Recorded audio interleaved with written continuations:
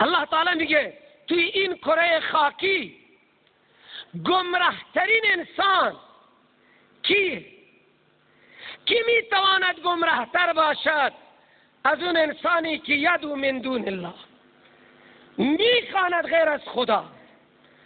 من یک چیزی به شما میگم مسلمان ها، ناراحت نباشید، قرآن خدا را بفهمید، تلاوت قرآن عشق دارید، به معانی قرآن هم متوجه بشید که پردای قیامت با اشتباهی به محضر خدا نرید و اونجا دیگه قسم ها نخوریم که ما نکردیم والله ربنا ما کنا مشرکین.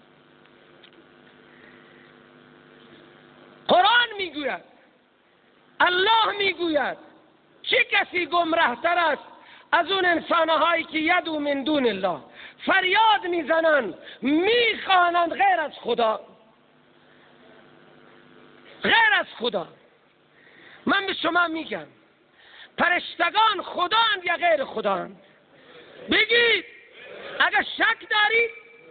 و فرشتگان جبرائیل، میکائیل، اسرافیل، عزرائیل خداند یا غیر خداند؟ انبیا نه بگید خداند، بگید اول خداند برای شما را چه فتوای گیر میاد؟ غیر خداند. اولیاء، ملک یعقوب، بی بی دوست، شهسواران خداند یا غیر خداند؟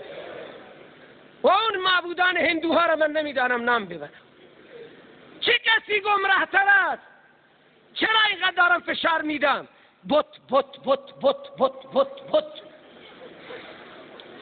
و عیسایی ها عیسی ابن مریم میخواندن، عیسی ابن مریم بتی بود. ابو جهل ابراهیم خلیل الله را میخواند، بتیه. جبرائیل و میکائیل را میخواند، بتن. و قرآن آمده برای یک قومی، برای بت پرست. اگر کسی خورشید را میخواند، ماه و ستارگان را میخواند، آتش را مثل مجوسی ها پرستش میکند. مجوسی که بت پرستش نکرده آتش پرستش کرده، انوارها را پرستش کرده، پس اونها را هم نگید. آیه عام الهی فتوای ضلالت میدهد. چرا به پیغمبر میزدن که این فتواها را میشنیده و میگفت این محمد نعوذ بالله بیادبه؟ شما حلوا میدید ما را.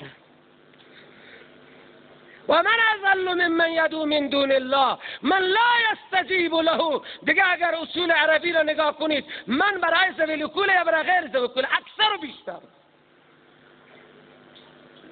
اونهایی که اهل علمن این حرفها را میفهمند.